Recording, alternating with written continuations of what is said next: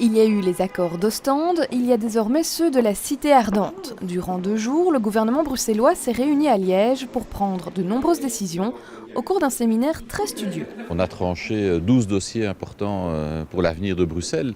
Alors je ne vais pas vous les énumérer, mais en tout cas des dossiers qui finalement détermineront l'avenir des Bruxellois. Au menu de ces 2 jours, entre autres, le tracé du métro Nord, le redéploiement du plateau du Heysel avec le projet Néo, ou encore le programme d'action pour la collecte et le tri des déchets.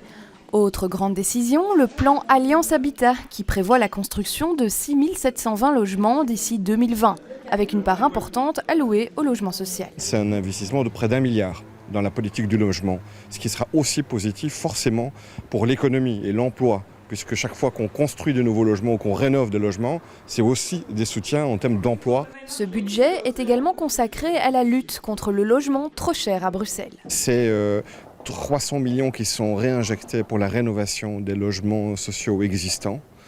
C'est une nouvelle allocation loyer pour les ménages qui étaient inscrits dans les listes d'attente du logement social depuis parfois de très nombreuses années.